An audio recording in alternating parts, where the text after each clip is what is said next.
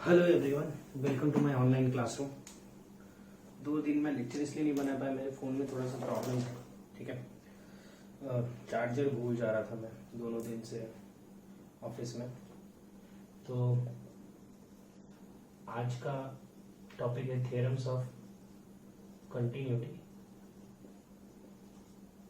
Eight a point. ठीक है, आज तक इसके ऊपर सवाल नहीं आए, लेकिन हम हर चैप्टर में उसके थ्योरम्स तो पढ़ते ही हैं। ठीक है, थ्योरम्स पढ़ने से टॉपिक बेटर क्लियर होता है। ठीक है, और कोई कारण नहीं है ये पढ़ने का। ठीक है, तो हम इसमें यही पढ़ेंगे कि जैसे पहला थ्योरम है कि अगर कंटिन्यूस फंक्शन में कंटिन्यूस फंक्शन जोड़ेंगे तो अपने को एक कंटिन्यूस फंक्शन ही मिलेगा। ठीक है, कंटिन्यूस में एक कंटिन्यूस फंक्शन जोड़ोगे तो एक कंटिन्यूस फंक्शन ही मिलेगा। क्लियर है ये चीज? ठीक है, तो इसको जैसे मैं प्रूव करता हूँ। ठीक है, आगे देखना, मजा आता जाएगा ये सुनने में। ठीक है, बाकी खास कुछ काम का नहीं है। एग्जांपल देखते हैं। मान लो f of x is a continuous function at a point पढ़ रहे हैं। F of x is a continuous function at x is equal to a. इसका मतलब है limit x tends to a positive f of x is equal to limit x tends to a negative f of x is equal to f of a. तीनों same आएगा। ठीक है, मान लो ये N आ रहा है finite value, and g x is एक ही करके दिखा रहा हूँ। उसके बाद जहाँ पे जरूरत पड़ेगी वहीं पे करूँगा, बाकी कंटिन्यूस वाले तो फटाफट निपटा दूंगा। Continuous at x is equal to a, limit x tends to a positive g x is equal to limit x tends to a negative g of x is equal to g of a. तीनों same आ रहा होगा continuous है तो, और ये M के equal आ रहा है मान लेते हैं। ठीक है ना, ये दो कंटिन्यूस फंक्शन हमने मान लिया। तो हमको क्या प्रूव करना है कि h x is equal to f x plus g x, मतलब इन दोनों का सम भी कंटिन्यूस आएगा, है ना, यही प्रूव करना है।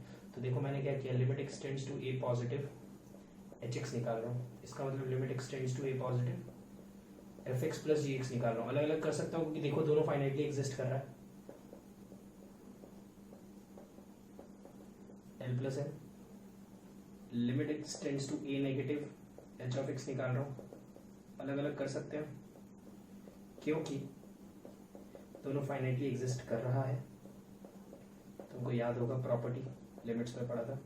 और एच ऑफ ए निकालेंगे तो वो आएगा f of a plus g of a, that is l plus m. तीनों इक्वल है, देयरफॉर एच भी कंटिन्यूस है। तो यहाँ से एक चीज तो प्रूव हो गई। बहुत सिंपल लगा होगा कि दो कंटिन्यूस फंक्शन को जोड़ेंगे तो एक कंटिन्यूस फंक्शन ही मिलेगा। इसमें सेकंड प्रॉपर्टी है continuous into continuous is equal to continuous. ठीक है, दो कंटिन्यूस फंक्शन को मल्टीप्लाई भी करेंगे तो कंटिन्यूस फंक्शन ही मिलेगा। तुम यही सेम लिख लेना, यहाँ पे एल प्लस एम की जगह बस एल एम आ जाएगा, एल इंटू एम। ठीक है, तो उसमें कोई अपने को प्रॉब्लम नहीं है। दो कंटिन्यूस फंक्शंस को डिवाइड करेंगे, यहाँ प्लस माइनस दोनों लिख सकते हैं। ठीक है, तो अपने को एक कंटिन्यूस फंक्शन ही मिलेगा। बस एक चीज याद रखना है। ठीक है, मान लो ये कंटिन्यूस 1 है वाला फंक्शन है, 2 वाला फंक्शन है, तो जो कंटिन्यूस 2 वाला फंक्शन है वो 0 नहीं होना चाहिए। जो भी पॉइंट पे बात चल रहा है, ए पे बी पे जिस पे भी बात चल रहा है वहां पे 0 नहीं होना। 0 होगा तो नॉट डिफाइंड हो जाएगा, तो वैसे ही डिसकंटिन्यूस हो जाएगा। ठीक है, ये चीज क्लियर होनी चाहिए। फोर्थ जो इम्पॉर्टेंट है, कंटिन्यूस में डिसकंटिन्यूस फंक्शन जोड़ेंगे तो एक डिसकंटिन्यूस फंक्शन ही मिलेगा। ठीक है, कंटिन्यूस में एक डिसकंटिन्यूस फंक्शन जोड़ोगे तो डिसकंटिन्यूस फंक्शन ही मिलेगा। इसको प्रूव करना यार बहुत आसान है, बहुत सारे तरीके से कोई भी बता सकता है। ठीक है ना, तो मैं तुमको यार एक सिंपल सा बता देता हूँ। देखो मतलब एग्जाम्पल की तरह ही है ये, वैसे तो लिखूंगा ये मैं पूरी कहानी, पर ये एग्जाम्पल की तरह ही लेना। ठीक है, तो अगर सॉरी गलत पेन से लिख रहा हूँ, कुछ दिखेगा ही नहीं। ठीक है, अगर मान लो f of x is continuous at x is equal to a, मान लो कंटिन्यूस वाला एफ है, तो उसका मतलब limit x tends to a positive f of x is equal to limit x tends to a negative f of x is equal to f of a is equal to l. ठीक है, और g x is discontinuous at x is equal to a. Discontinuous होने के बहुत कारण होते हैं। ठीक है, अब बहुत सारे कारण थोड़े लेंगे तो एक ही, तो ये वाला ले लेते हैं। मान लो ये m1 आया है, limit x tends to a negative पे m2 है, मान लो तीनों ही चला गए हैं, ठीक है, 2 भी अलग आ सकता है कोई, इनफाइनाइट भी आ सकता है कोई, तो हमने तीनों ही अलग मान लिया, वो वाला केस पकड़ लिया है। तो अगर तुम fx प्लस जी एक्स की बात करोगे तो fx प्लस जी एक्स जो है वो limit x tends to a positive पे f of x plus limit x tends to, ये लिमिट मैंने एच में लगा लिया है, ये सेम चीज़ लिख रहा हूँ मैं यहाँ पे, ठीक है, ये लिमिट मैंने एच में लगाया है, अलग अलग कर लिया क्योंकि दोनों फाइनाइटली एग्जिस्ट कर रहा है। ये तो एल आ रहा है, ये क्या आ रहा है m1, A negative h of x निकालोगे, ठीक है, ए नेगेटिव है तो तुमको देखिए क्या होगा, आ रहा है m2 अलग अलग आ गया, तो हम क्या बोलेंगे, देयरफॉर hx इज डिसकंटिन्यूअस, ठीक है ना।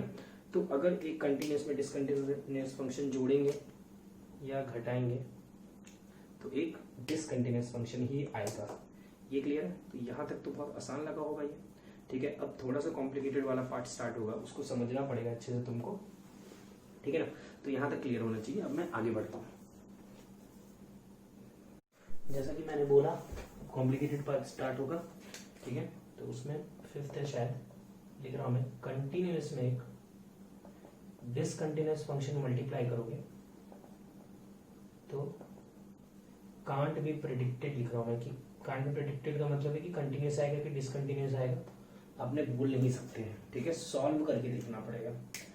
तो ऐसा क्यों होता है, इसके लिए मैं तुमको वो वाला एग्जांपल नहीं दूंगा एफ और जी वाला, ठीक है, क्योंकि उससे क्या तुमको कुछ खास समझ में नहीं आएगा।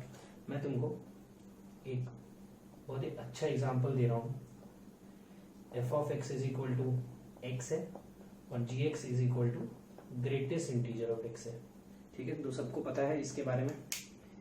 ये जो है f of x at x is equal to 1 बात कर रहे हैं, तो एक्स इज इक्वल टू 1 पे याद होगा ये तो कंटिन्यूअस होता है, इसका graph y is equal to x line continuous रहता है और ये डिसकंटिन्यूअस रहता है, ठीक है। मैं दोनों एग्जांपल दूंगा, दोनों मतलब क्या बोल रहा हूँ देखना भी ध्यान से।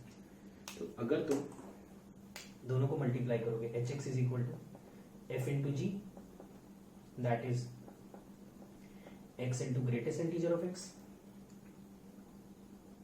तो अगर तुम इसको 1 पे चेक करोगे तो देखता हूँ limit x tends to 1 positive, h x का मतलब है limit x tends to 1 positive x greatest integer of x. 1 put करोगे तो ये तो 1 ही हो गया, 1 पॉजिटिव का ग्रेटेस्ट इंटीजर 1 आ गया, 1 नेगेटिव, 1 नेगेटिव का ग्रेटेस्ट इंटीजर क्या होता है 0, 1 नेगेटिव का ग्रेटेस्ट 0 इंटू एनीथिंग इज 0, अलग आ गया, देयरफॉर डिसकंटिन्यूअस। समझ में आई बात, ठीक है। और एक और एग्जांपल यहीं पे, f x is equal to x, g x is equal to greatest integer of x at x is equal to 0, ये भी इंटीग्रल पॉइंट है। दोनों के ग्राफ के बारे में तुमको पता होना चाहिए अच्छे से। ये वहाँ पे रहता है कंटिन्यूअस, ये तो हमेशा ही कंटिन्यूअस रहता है, और इंटीग्रल पॉइंट पे ये तो रहता है डिसकंटिन्यूअस, ठीक है। अब यहाँ पे एच की बात करूंगा तो एच आ जाएगा, एच एक्स आ जाएगा, x greatest integer of x, ठीक है। मैं अब दोनों चेक कर लेता हूँ फिर से। Limit x tends to 0 positive x greatest integer of x, 0 into 0 positive का ग्रेटेस्ट इंटीजर 0 ही होता है, 0 नेगेटिव का ग्रेटेस्ट इंटीजर इज -1, ये -1 इंटू 0 इज, ये 0 हो गया, और एग्जैक्ट एच ऑफ 0 निकालोगे तो 0 इंटू एनीथिंग इज 0, तीनों सेम आ गया, देयरफॉर कंटिन्यूअस। तो देखो एक एग्जांपल से एक चीज समझ में आनी चाहिए कि अगर एक कंटिन्यूअस और एक डिसकंटिन्यूअस है, देखो यहाँ पे कंटिन्यूअस था, एक डिसकंटिन्यूअस था, यहाँ पे कंटिन्यूअस था, एक डिसकंटिन्यूअस था, अगर मैंने दोनों को मल्टीप्लाई किया तो वो कंटिन्यूअस भी आ सकता है और डिसकंटिन्यूअस भी आ सकता है, प्रेडिक्ट नहीं कर सकते हैं। तो इसके लिए थ्योरम्स होते हैं बहुत सारे, ठीक है। इसके लिए लोग, तुम लेक्चर्स देखोगे शायद लोगों का, ठीक है, और भी बहुत सारे लेक्चर्स हैं, तो पढ़ाने वाले पढ़ाते ही हैं, वो क्या है ना रिलेशंस लिखाते हैं, ठीक है, कि कब दो फंक्शंस का मल्टीप्लिकेशन कंटिन्यूअस होगा, मतलब कांट बी प्रेडिक्टेड मैंने लिखा है ना, वो तुमको प्रेडिक्ट करके देते हैं। प्रेडिक्ट करके देने का मतलब तुमको बताते हैं कंडीशन की क्या एफ और जी में क्या कंडीशन रहेगी, सच दैट वो कभी कंटिन्यूअस बनेगा कभी डिसकंटिन्यूअस बनेगा। मैं बोल रहा हूँ इतना याद रखना पॉसिबल नहीं है, ठीक है ना, इतना नहीं हो पाएगा। अब तुम अगर तुमको यही चीज ऐसे सोचनी है, मैं तुमको उसको सोचने का भी तरीका बताता हूँ, ठीक है ना, कोई बहुत बड़ी बात नहीं है। देखो क्या है, दो फंक्शंस को मल्टीप्लाई करोगे तो वो सेम वैल्यू, ए पॉजिटिव ए नेगेटिव और ए पे सेम वैल्यू तभी देगा जब दोनों में से कोई एक जीरो बन रहा होगा हमेशा। तुम सोच के देखो, दोनों में से कोई एक जीरो बनेगा तो जीरो इंटू एनीथिंग कुछ भी करो, देखो यहाँ पे ये जीरो बन रहा था हमेशा, zero into anything zero, zero into anything zero, zero into anything zero. तो जब कोई दोनों में से एक, या सिंपल सा जो कंटिन्यूस फंक्शन है वो तीनों पॉइंट पे अगर जीरो रहेगा तो कंटिन्यूस आएगा, अदरवाइज हर केस में क्या आएगा, वो डिसकंटिन्यूस। ठीक है, तो ये सब कहानियां लिखवाते हैं, तुमको ये सब का टेंशन लेने की कोई जरूरत नहीं है। ठीक है, मैं क्या बोलता हूँ, मैं बोलता हूँ कि अगर तुमको प्रेडिक्ट नहीं कर पा रहे हो तो पहले तो ये तुमसे डायरेक्ट क्वेश्चन पूछेगा स्टेटमेंट ट्रू या फॉल्स में, लिख के दे देगा कि कंटिन्यूस इंटू डिसकंटिन्यूस बताओ क्या होता है, कंटिन्यूस होता है क्या, ट्रू या फॉल्स, तुमको फॉल्स मार्क करना है। ठीक है, कि फॉल्स होता है, ये स्टेटमेंट फॉल्स है। तो यहाँ पे क्या है, कांट बी प्रेडिक्टेड लिखाने का बस वही कारण था। बाकी अगर दो फंक्शंस मल्टीप्लाइड है तो तुमको अगर किसी पॉइंट पे चेक करने बोलूंगा तो सीधा सीधा चेक करना ना, जैसे चेक करने समझा है, कुछ भी याद रखने की जरूरत नहीं है। ठीक है ना, ये भी याद रखना है तो रखो, नहीं रखना है मत रखो, मेरे को तो बस बताना था इसलिए बता दिया मैंने। ठीक है, तो तुमको कभी भी इस टाइप का कोई फंक्शन मिलेगा तो तुम सीधा सीधा क्या करना, उस पॉइंट्स पे चेक करना स्टार्ट कर देना। इसके ऊपर मैं एक सवाल कराऊंगा, बस उसके लिए लिखा है मैंने। 6th पॉइंट में लिखा दे रहा हूँ, कंटिन्यूस अपॉन डिसकंटिन्यूस, ये discontinuous upon continuous is can't be predicted, ये भी प्रेडिक्ट नहीं कर सकते हैं। ठीक है, 7th डिसकंटिन्यूस प्लस डिसकंटिन्यूस, ये भी कांट बी प्रेडिक्टेड। ठीक है, 8 discontinuous into discontinuous can't be predicted। 9th discontinuous upon discontinuous can't be predicted। ठीक है, ये कुछ भी अपने प्रेडिक्ट नहीं कर सकते, क्या प्रेडिक्ट कर सकते हो याद कर लो, बाकी ये समझ लो कि अपने कुछ भी डिसाइड नहीं कर सकते हैं। ठीक है, तो इन तीनों में से मैं, ये तो एग्जाम्पल यहाँ पे हो ही गया, इन तीनों में से फर्स्ट वाले का एग्जाम्पल दे देता हूँ। ठीक है, तो फर्स्ट वाले का एग्जाम्पल है, दो डिसकंटिन्यूस फंक्शन ले रहा हूँ मैं। ठीक है, एक फंक्शन है डिसकंटिन्यूस प्लस माइनस लिख लेंगे। ठीक है, तो तुमने डिसकंटिन्यूस फंक्शन पढ़ी है। ठीक है, तो f of x is equal to greatest integer of x and f of x is equal to fraction part of x. ठीक है, and x is equal to 1। ये क्या होता है, डिसकंटिन्यूस, और ये भी क्या होता है, डिसकंटिन्यूस। तो दो डिसकंटिन्यूस फंक्शन को लिया, अब मैं सम की बात कर रहा हूँ, F x plus g x, दोनों को ऐड कर दिया, greatest integer plus fractional part, ये तुमको याद होगा तो ये तो x होता है, इसको लिखेंगे x माइनस ग्रेटेस्ट, कट जाएगा। तो अब मेरे को चेक करके बताने की जरूरत है क्या, 1 पे है, 1 पे ये कंटिन्यूस ही होगा ना, 1 पॉजिटिव पे भी 1 आएगा, 1 नेगेटिव पे भी 1 आएगा, 1 पे भी 1 आएगा। तो कंटिन्यूस का एग्जाम्पल आ गया। डिसकंटिन्यूस का देखो, f x greatest integer of x, g x है, ये 2 times greatest integer of x, g x है fractional part of x, at x is equal to 1, उस पर ये क्या है, डिसकंटिन्यूस, अरे ग्रेटेस्ट इंटीजर डिसकंटिन्यूस, ये भी क्या है, डिसकंटिन्यूस, दोनों डिसकंटिन्यूस है। अब मैं दोनों को जोड़ देता हूँ,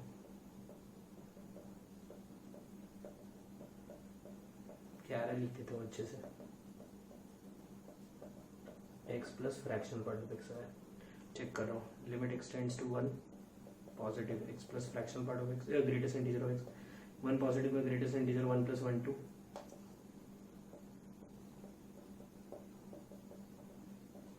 1 नेगेटिव का ग्रेटेस्ट इंटीजर 0 और एग्जैक्ट 1 का 2, अलग अलग आया, 2 ही अलग आ गया, तो ये किसका एग्जाम्पल हो गया,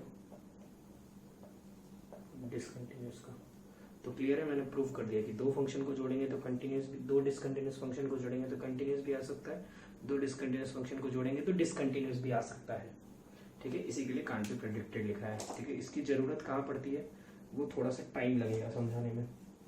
ठीक है, अभी अपने उसके बारे में कोई भी डिस्कशन नहीं करेंगे, अभी हम स्टार्ट करते हैं। हम थोड़ा कंपोजिट फंक्शन की डिस्कशन हो गया, तुम्हारा सिलेबस खत्म है, बस एक आईएमपीटी पढ़ाना है, कंटिन्यूटी हो गया, कुछ भी नहीं है।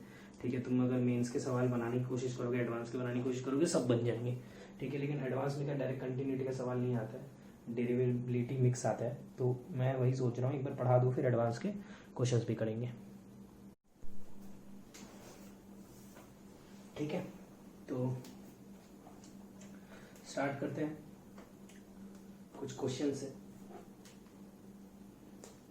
देखो ऐसे क्वेश्चंस मैंने पहले भी कराए हैं। Find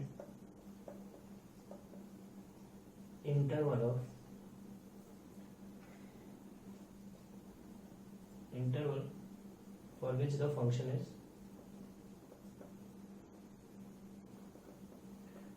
continuous। ठीक है, तुमको बताना है कि ये जो मैं लिख रहा हूँ वो कहाँ कहाँ पे कंटिन्यूस है। तो पहला है f(x) is equal to 3x + 7 upon x² - 5x + 6। ठीक है, तो हमको पता है कि ऊपर लीनियर फंक्शन लिखा है, नीचे क्वाड्रेटिक लिखा है, हम ये कंटिन्यूस ही होता है। बस मैंने बोला था जहाँ पे डिनोमिनेटर 0 हो जाएगा वहाँ पे डिसकंटिन्यूस होता है। तो डिनोमिनेटर कहाँ कहाँ 0 है, 2, 3 पे। तो हम बोलेंगे therefore f(x) is continuous eight सारी वैल्यूज पे, कौन कौन सी वैल्यू छोड़ के 2 और 3, एट रियल माइनस 2, 3। समझ गए, ऐसे लिखना है। क्लियर हो गया होगा कि क्या करना है। दूसरा सवाल अभी आगे पढ़ाने वाला कुछ इसी के लिए याद दिला दे रहा हूँ। ठीक है, ये तो सवाल पीछे दिया। mod f(x) - 1 equal to 0, mod f(x) is equal to 1, x is equal to +-1। Therefore f(x) is continuous at real minus -1, 1।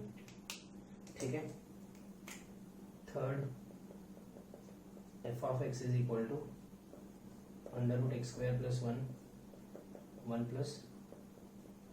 sin²x।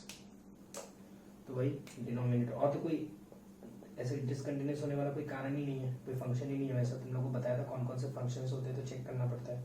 sin²x -1 कब होता है, कभी नहीं, x बिलोंग्स टू 5। तो हम ये लिखेंगे therefore f(x) is continuous at, हर जगह कंटिन्यूस है क्योंकि किसी भी पॉइंट पे डिसकंटिन्यूस नहीं है, तो सारे पॉइंट्स पे कंटिन्यूस है। क्लियर है ये चीज़। ठीक है, और एक लास्ट सवाल और देख लेते हैं, इसके बाद हमको जो टॉपिक पढ़ना है वो टॉपिक स्टार्ट करूंगा मैं। f(x) is equal to tan πx/2। ठीक है, तो tan πx/2 के बारे में देख लो। tan कहाँ पे डिसकंटिन्यूस होता है, तो तुमको याद होगा tan x is discontinuous at odd multiple of π/2, है ना। मतलब कहाँ पे, जब x बिलोंग्स टू 2n + 1 π/2 पे होता है। ठीक है, n बिलोंग्स टू इंटीजर। तो यहाँ पे x की जगह क्या लिखा हुआ है, πx/2।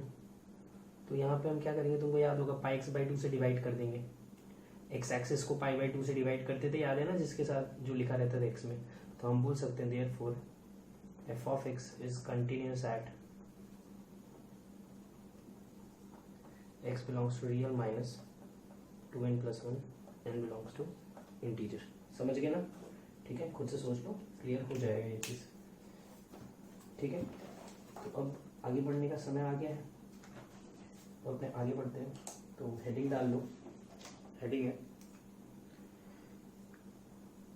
कंटिन्यूटी ऑफ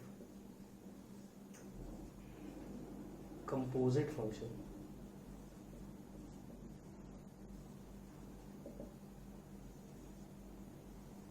देख लो, ये आसान लगेगा, कुछ भी नहीं है इसमें भी, आसान सा है। वैसे तो ये सिलेबस में नहीं है, लेकिन मैं पढ़ा दिया हूँ। जैसे एग्जांपल देखते हैं, f(x) है 1/x - 2 और g(x) है 1/x - 3 मान लेते हैं।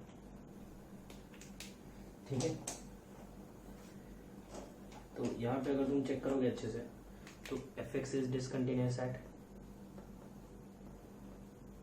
क्या करने वाले पहले मैं आराम से एक्सप्लेन कर देता हूँ। x इज इक्वल टू 2 और gx is discontinuous at x is equal to 3। Find points of discontinuity of g of f of x। ठीक है, g of f of x की पॉइंट्स ऑफ डिसकंटिन्यूटी निकालनी है। तो अगर तुम g of f of x निकालने जाओगे तो जहाँ जहाँ पे x है वहाँ पे क्या पुट कर देंगे f ऑफ x, और जहाँ जहाँ पे f ऑफ x है वहाँ पे पुट कर देंगे जो था एफ ऑफ एक्स, तो ये आ गया। इसको सिंप्लीफाई मत करना, ठीक है, सिंप्लीफाई करोगे तो गड़बड़ हो जाएगी, ठीक है। तुमको याद होगा हम जब भी एक्स की वैल्यूज निकालते हैं, मतलब डोमेन निकालते हैं, तो फंक्शन सिंप्लीफाई नहीं करते हैं। तो अगर मैं यहाँ पे बोलूँगा कहाँ कहाँ पे डिसकंटिन्यूअस है, तो एक तो डिनोमिनेटर में ये है, एक्स टू नहीं हो सकता है, मतलब 2 पे डिसकंटिन्यूअस है, एक्स इज इक्वल टू 2 लिख देता हूँ सीधा। और दूसरा ये भी तो डिनोमिनेटर में है पूरा का पूरा, तो ये भी 0 नहीं हो सकता है। सॉल्व कर लेते हैं पहले इसको, तो ये है x minus two is equal to 1/3, x is equal to 2 + 1/3 that is 7/3। तो हम बोलेंगे g of f of x is discontinuous at x is equal to 2, 7/3। समझ गए, ठीक है। तो अब इसमें है ना, तुमको हर बार g of f of x निकालना पड़ेगा, निकालना ही पड़ा ना। मैं ऐसा तरीका बता रहा हूँ जिससे तुमको g of f of x निकालने की जरूरत नहीं है। अगर तुम ध्यान से सुन लोगे तो मैं पॉइंट के फॉर्म में भी लिखाऊंगा, ठीक है। तो हम क्या बोलते हैं, तो तुम ये देख लो कि fx कहाँ पे डिसकंटिन्यूअस है, 2 पे, तो यहाँ पे देखो fx है, तो ये तो सीधा पूरा का पूरा फंक्शन में ये अंदर जो लिखा है तो सीधा का सीधा बोल दो कि 2 पे डिसकंटिन्यूअस है, तो 2 तो पॉइंट आएगा ही, देखो आया हुआ है, ठीक है। और दूसरा g कहाँ पे डिसकंटिन्यूअस है, तो g के अंदर जब 3 रखते हैं, अरे यहाँ पे 3 रखते हैं तो डिसकंटिन्यूअस बनता है ना, यहाँ पे 3 रखते हैं तो तुम देख लेना ये 3 कब बनेगा, मतलब f ऑफ x 3 कब बनेगा। f ऑफ x क्या है, ये 1/x - 2 3 कब बनेगा, वही तो सॉल्व किया था 7/3 पे, समझे ना। तो g of f of x है, तो देख f ऑफ x कहाँ पे डिसकंटिन्यूअस है, वो पॉइंट्स मार्क करते हैं ना।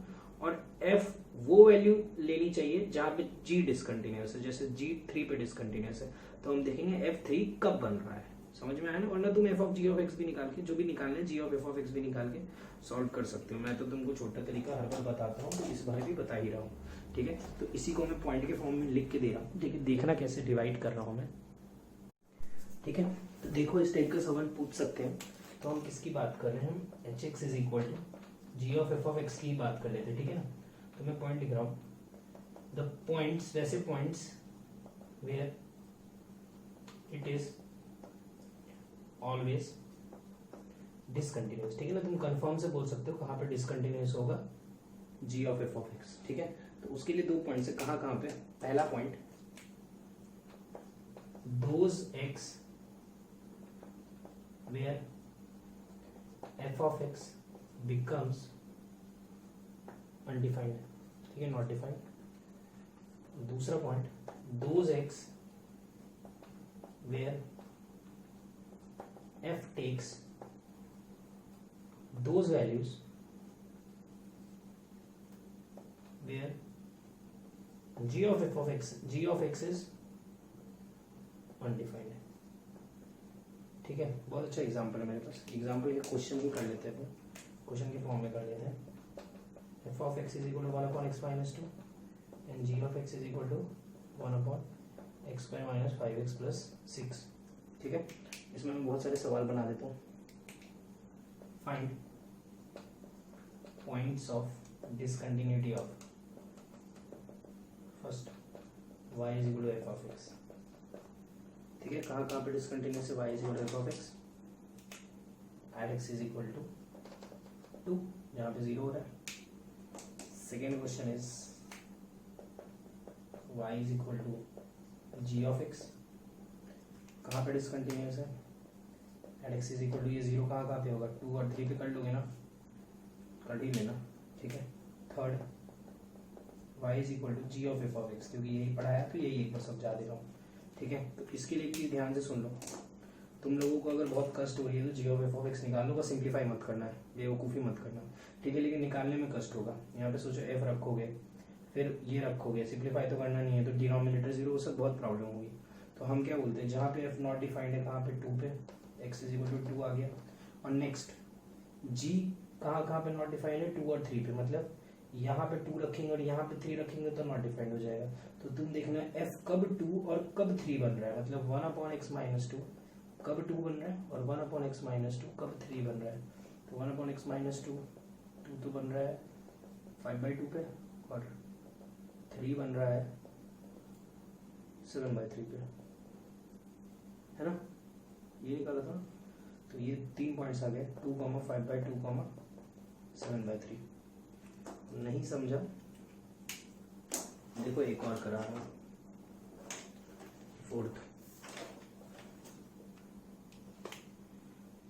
y is equal to f of x. ठीक है, तो हम इसको देखो कैसे देख रहे हैं। हम सबसे पहले बोल रहे हैं कि ये एफ कहाँ पे नॉट डिफाइंड है, 2 पे, at x is equal to 2। फिर ये वाला जो एफ है ये कहाँ पे नॉट डिफाइंड है, 2 पे। तो हम ये देखेंगे ये 2 कब बन रहा है, मतलब 1/x माइनस 2 कब बन रहा है, तो x इज इक्वल टू 5/2 पे। तो दो वैल्यूज आ गई, x is equal to 2 comma x is equal to 5/2। समझे? ठीक है, दो एग्जांपल और कराता हूँ। अभी करना हो तो कर लो तुम। एक f of g of x करो और एक g ऑफ x करो। ठीक है ना, ये दो करना है अपने को। तो f of g of x देखते हैं। तो सबसे पहले हम देखेंगे g कहाँ पे नॉट डिफाइंड है। तो g कहाँ पे नॉट डिफाइंड है, g 2 पॉइंट्स पे नॉट डिफाइंड है, 2 और 3। फिर हम बोलेंगे f कहाँ पे नॉट डिफाइंड है। तो f तुमको दिख रहा है कहाँ पे नॉट डिफाइंड है, f 2 पे नॉट डिफाइंड है। तो हम बोलेंगे g जब 2 बन रहा है, तो g कब 2 बन रहा है, जब ये 2 बन रहा है तो हमको चेक करना पड़ेगा। ठीक है, तो मैं देखता हूँ ये कब 2 बन रहा है। 1 अपॉन क्रॉस मल्टीप्लाई कर लेते हैं, 2x square minus 10x plus 12 is equal to 1, 2x square minus 10x plus 11 is equal to 0। इस सीधी तरह चारे लगा रहे तो x is equal to 10 plus minus under root b square minus 4ac upon 2 है। तो x आ गया यहाँ से 10 प्लस माइनस रूट 12/4। तो 4 वैल्यूज आ गई, x is equal to 2, 3, 10 plus root 12/4, 10 minus root 12/4। तो इन चारों पॉइंट्स पे वो क्या है, इन चारों पॉइंट्स पे वो डिसकंटिन्यूअस है। ठीक है, कौन, f of g of x. अगर ये वीडियो पसंद आया तो लाइक करो, सब्सक्राइब करो, शेयर करो, इंस्टाग्राम पे शेयर करो, व्हाट्सएप ग्रुप्स पे शेयर करो अपने दोस्तों के साथ। अगर किसी को मैथमेटिक्स में प्रॉब्लम हो रही है तो शायद उसके काम आ जाए।